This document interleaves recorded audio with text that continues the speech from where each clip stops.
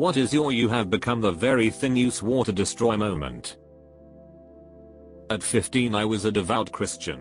I even went to camps and won theology competitions. If you showed me a picture of a naked lady, I'd cover my eyes and feel extra sinful that day. Now I'm agnostic, and I haven't been inside a church for years. I'm thinking about starting my tattoo sleeve soon, and I fap regularly. Total 180.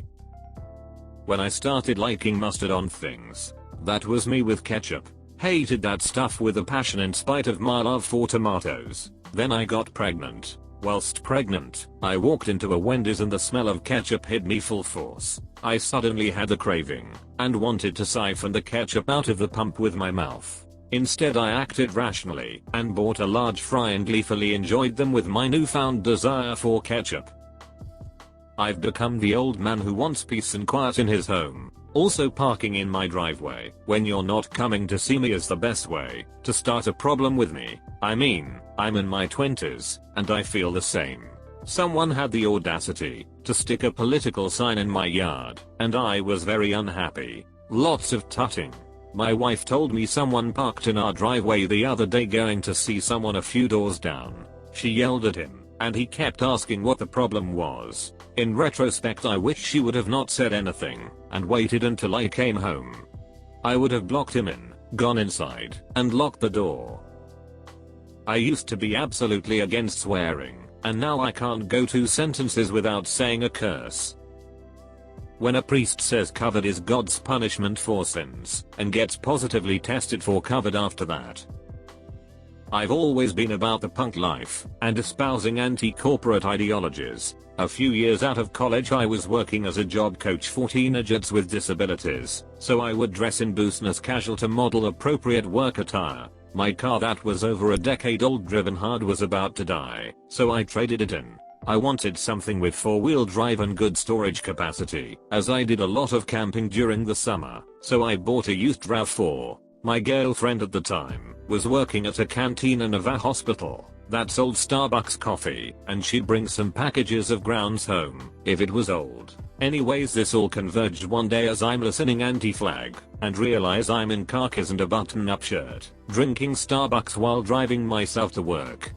I feel this so hard with my fiance and I. We used to be so into the punk scene in our area, going to shows, doing crazy stuff, believing in anarchy, and never wanting to grow up and be domesticated. Now we're planning a wedding. We both drive brand new cars. We adore hanging out with our friends' kids, and we'd rather stay in and watch a movie than go party. Growing up is weird.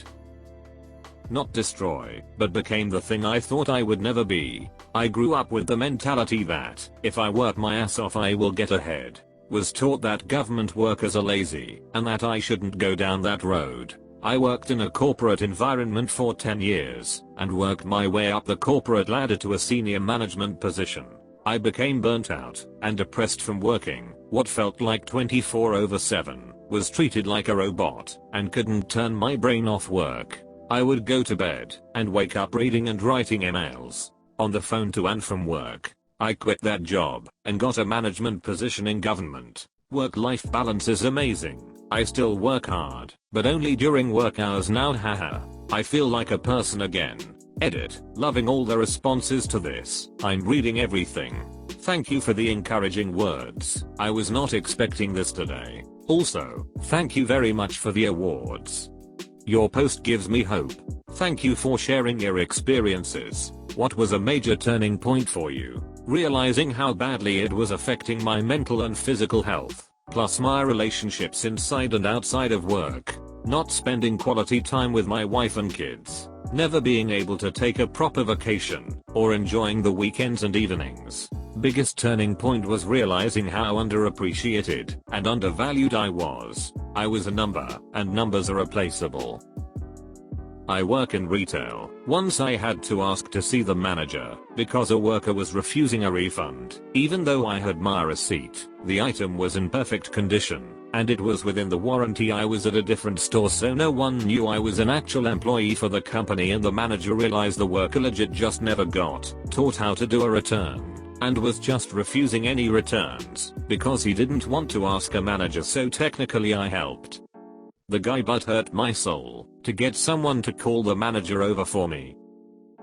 My nephew begged me to play Fortnite with him for a week straight. My sister was on vacation, and I let him use my Xbox as much as he wanted to. I absolutely hate this game, but it made him happy, and I really didn't mind watching him play. After watching him play several matches, I understood the building mechanics a little better, so I looked up the controls. His eyes lit up when I finally went to him and said, "Okay, let's give Fortnite a shot." We loaded in, grabbed some weapons, and hugged the wall of the storm. His go-to strategy, I wasn't going to argue with a 7-year-old, made it into the remaining 8 players, finally got some contact, and I scored my first kill.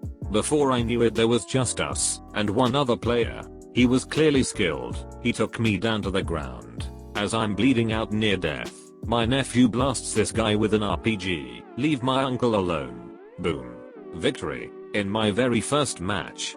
I looked over at my nephew, and he was just crying his eyes out. He had never won a match before, ever. Playing 2 years, and never won a game. I thought he was upset, but it was this just sheer happiness I've never seen in him before. I still really don't care for the game that much, but we made a great team and now we have something to bond over together. I had this at my last job, military. I spent most of my time at the job hating the ease with which people in authority could frick up the lives and careers of their subordinates. I felt that a lot of leaders quickly lost empathy once they gained power, all of which came flooding back to me my last year once I was in a position of authority and was writing up the paperwork to have my new soldier punished. For me, I started out trying to be a better manager, taking care of people, but it just led to staff having less respect for my authority and, due to a friendly vibe, more comfortable to not finish work on time and then explain. Or in some cases actively screw me for God knows what reason, after I'd spent a year kindly training them how to do the job they were supposed to be already qualified for. I still try to be fair, but I learned a lot of lessons. I was an absolute hellchild at school and hated all my teachers. I'm now a teacher. Probably one of the cool ones though. To be honest, you probably relate better to students than most other teachers.